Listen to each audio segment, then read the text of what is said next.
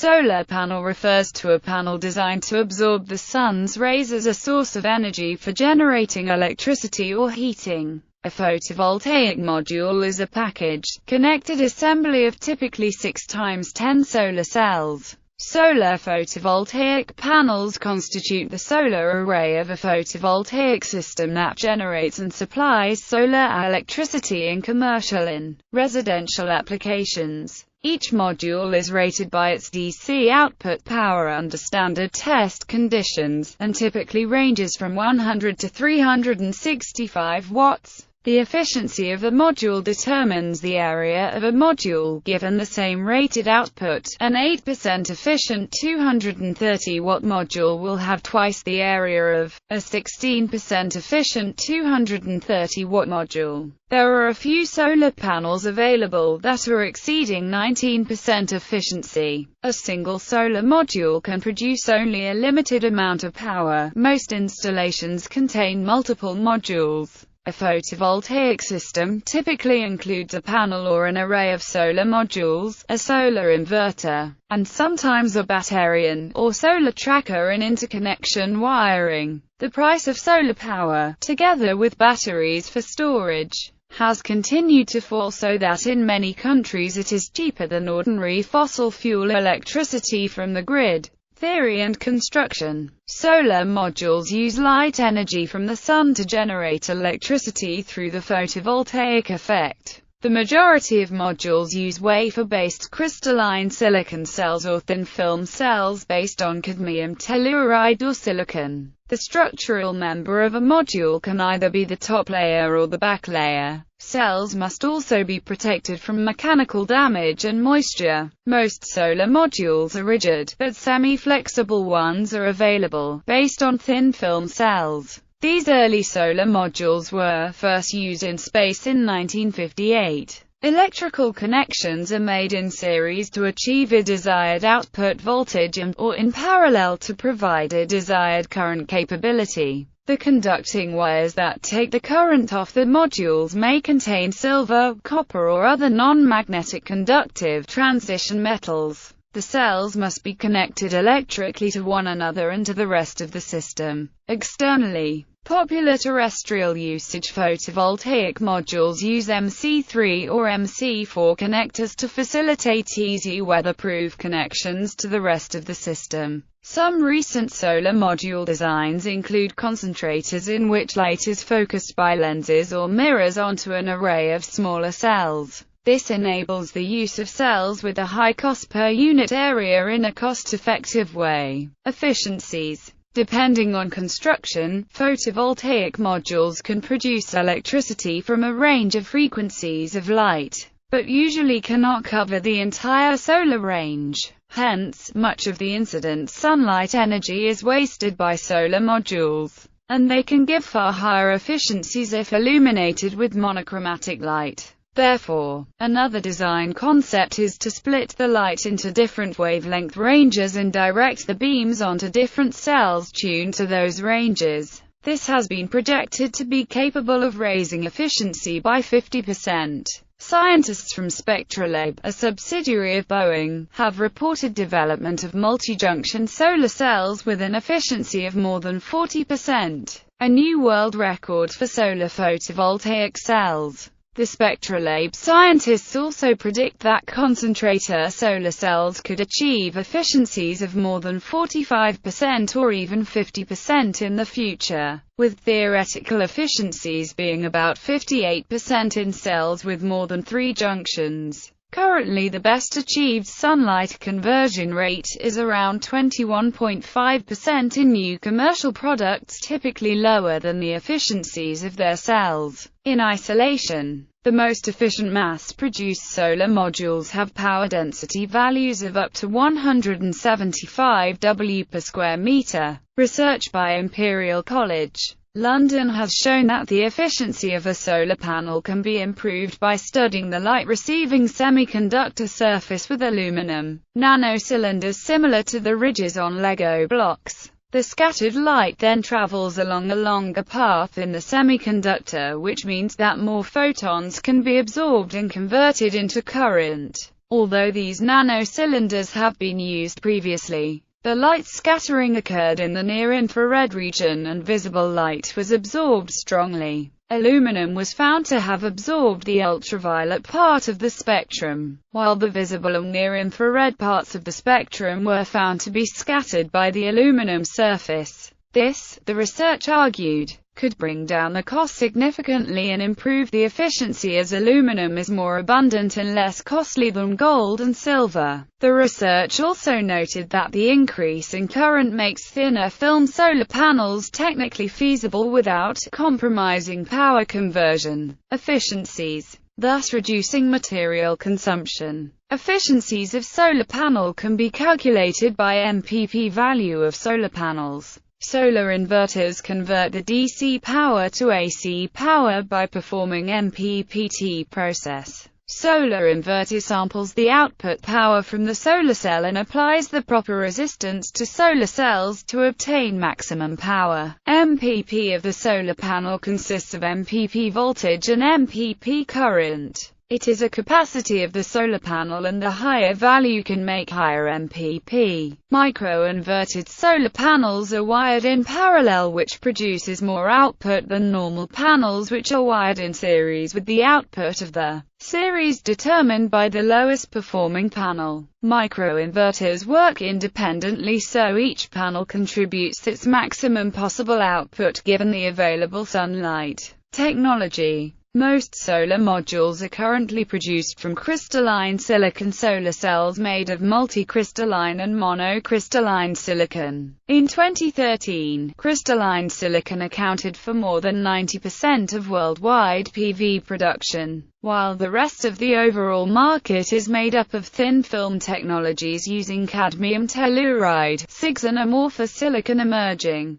third-generation solar technologies use advanced thin-film cells. They produce a relatively high efficiency conversion for the low cost compared to other solar technologies. Also, high cost, high efficiency, and close-packed rectangular multi-junction cells are preferably used in solar panels on spacecraft, as they offer the highest ratio of generated power per kilogram lifted into space. MJ cells are compound semiconductors and made of gallium arsenide and other semiconductor materials. Another emerging PV technology using MJ cells is concentrator photovoltaics. Thin film in rigid thin film modules. The cell and the module are manufactured in the same production line. The cell is created on a glass substrate or superstrate, and the electrical connections are created in situ, a so-called monolithic integration. The substrate or superstrate is laminated with an encapsulant to a front or back sheet, usually another sheet of glass. The main cell technologies in this category are CDTE, or a C plus oxy tandem, or CIGS. Amorphous silicon has a sunlight conversion rate of 6 to 12%. Flexible thin film cells and modules are created on the same production line by depositing the photoactive layer and other necessary layers on a flexible substrate. If the substrate is an insulator, then monolithic integration can be used. If it is a conductor, then another technique for electrical connection must be used. The cells are assembled into modules by laminating them to a transparent colorless fluoropolymer on the front side and a polymer suitable for bonding to the final substrate on the other side.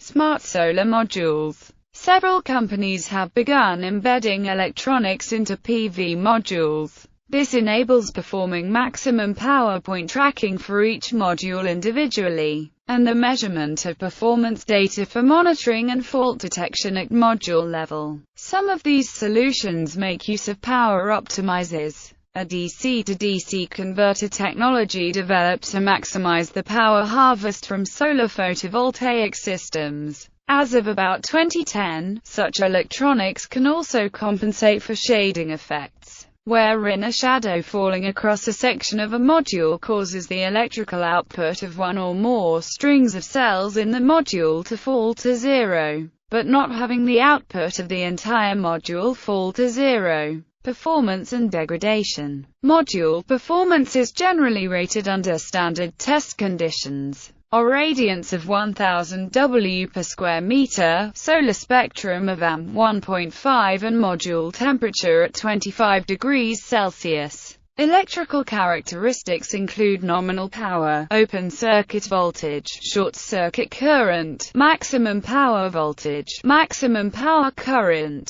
peak power, and module efficiency. Nominal voltage refers to the voltage of the battery that the module is best suited to charge. This is a leftover term from the days when solar modules were only used to charge batteries. The actual voltage output of the module changes as lighting, temperature and load conditions change, so there is never one specific voltage at which the module operates. Nominal voltage allows users, at a glance, to make sure the module is compatible with a given system. Open circuit voltage, or VOC, is the maximum voltage that the module can produce when not connected to an electrical circuit or system. VOC can be measured with a meter directly on an illuminated module's terminals or on its disconnected cable. The peak power rating, WP, is the maximum output under standard test conditions. Typical modules, which could measure approximately 1 by 2 meters or 2 by 4 feet, will be rated from as low as 75 watts to as high as 350 watts, depending on their efficiency. At the time of testing, the test modules are binned according to their test results, and a typical manufacturer might rate their modules in 5-watt increments, and either rate them at plus or minus 3%, plus or minus 5%, plus 3, minus 0%, or plus 5, minus 0%. Solar modules must withstand rain, hail, heavy snow load, and cycles of heat and cold for many years. Many crystalline silicon module manufacturers offer a warranty that guarantees electrical production for 10 years at 90% of rated power output and 25 years at 80%. Potential-induced degradation is a potential-induced performance degradation in crystalline photovoltaic modules, caused by so-called stray currents. This effect may cause power loss of up to 30%. The largest challenge of photovoltaic technology is the efficiencies of such solar systems. While utilizing such systems draws a great interest due to the long-term returns of profit, the efficacy needs to come a long way before making it plausible to be introduced in all consumers of electricity. The problem resides in the enormous activation energy that must be overcome for a photon to excite an electron for harvesting purposes. Advancements in photovoltaic technologies have brought about the process of doping the silicon substrate to lower the activation energy, thereby making the panel more efficient in converting photons to retrievable electrons. Chemicals such as boron are applied into the semiconductor crystal in order to create donor and acceptor energy levels substantially closer to the valence and conductor bands. In doing so, the addition of boron impurity allows the activation energy to decrease 20-fold from 1.12 electron volts to 0.05 electron volts. Since the potential difference is so low, the boron is able to thermally ionize at room temperatures. This allows for free energy carriers in the conduction and valence bands, thereby allowing greater conversion of photons to electrons. Solar power allows for greater efficiency than heat, such as the generation of energy in heat engines. The drawback with heat is that most of the heat created is lost to the surroundings. Thermal efficiency is as defined. Due to the inherent irreversibility of heat production for useful work, efficiency levels are decreased. On the other hand, with solar panels there isn't a requirement to retain any heat, and there are no drawbacks such as friction, maintenance. Solar panel conversion efficiency, typically in the 20% range, is reduced by dust, grime, pollen, and other particulates that accumulate on the solar panel. A dirty solar panel can reduce its power capabilities by up to 30% in high dust, pollen or desert areas, says Seamus Curran, Associate Professor of Physics at the University of Houston and Director of the Institute for Nanoenergy, which specializes in the design, engineering, and assembly of nanostructures.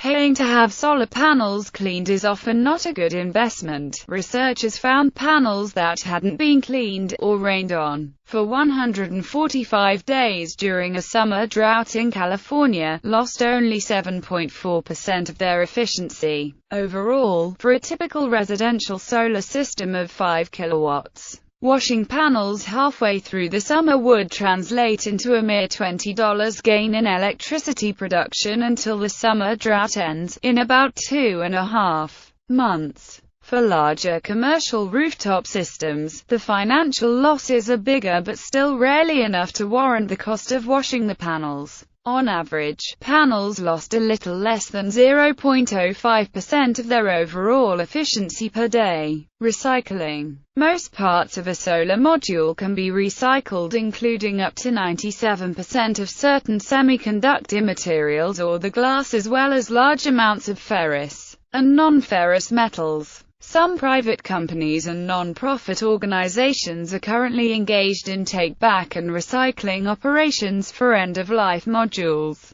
Recycling possibilities depend on the kind of technology used in the modules. Silicon-based modules. Aluminum frames and junction boxes are dismantled manually at the beginning of the process. The module is then crushed in a mill and the different fractions are separated: glass, plastics and metals. It is possible to recover more than 80% of the incoming weight. This process can be performed by flat glass recyclers, since morphology and composition of a PV module is similar to those flat glasses used in the building and automotive industry. The recovered glass, for example, is readily accepted by the glass foam and glass insulation industry. Non-silicon-based modules. They require specific recycling technologies such as the use of chemical baths in order to separate the different semiconductor materials. For cadmium telluride modules, the recycling process begins by crushing the module and subsequently separating the different fractions.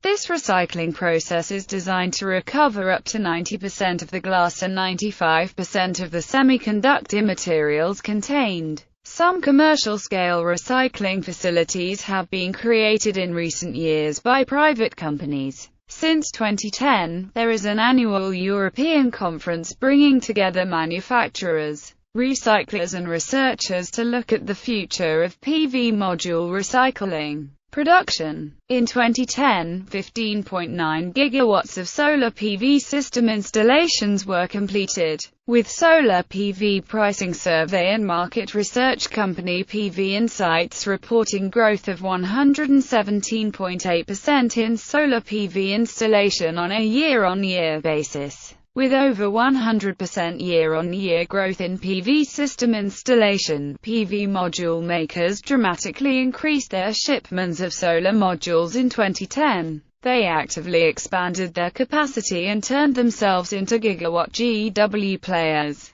According to PV Insights, 5 of the top 10 PV module companies in 2010 are GW players. Suntech, First Solar, Sharp, Yingli and Trina Solar are GW producers now, and most of them doubled their shipments in 2010. The basis of producing solar panels revolves around the use of silicon cells. These silicon cells are not efficient enough in their current state and can only convert solar energy into usable power at a rate of roughly 10 to 20%.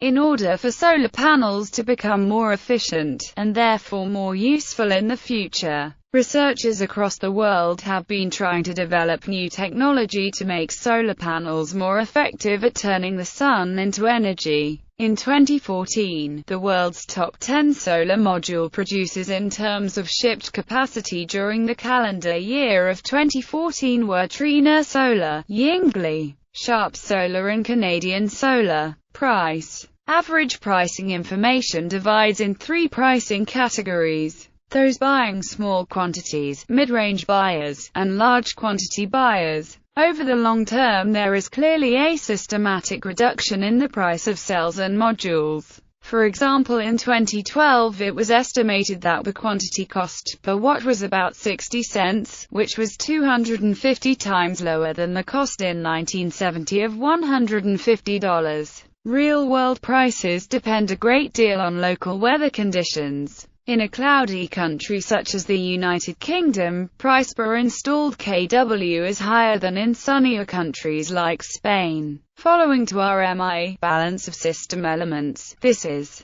non-module cost of non-microinverter solar modules make up about half of the total costs of installations. For merchant solar power stations, where the electricity is being sold into the electricity transmission network, the cost of solar energy will need to match the wholesale electricity price. This point is sometimes called wholesale grid parity or busbar parity. Some photovoltaic systems, such as rooftop installations, can supply power directly to an electricity user. In these cases, the installation can be competitive when the output cost matches the price at which the user pays for his electricity consumption. This situation is sometimes called retail grid parity, socket parity, or dynamic grid parity. Research carried out by UN Energy in 2012 suggests areas of sunny countries with high electricity prices, such as Italy, Spain and Australia, and areas using diesel generators, have reached retail grid parity.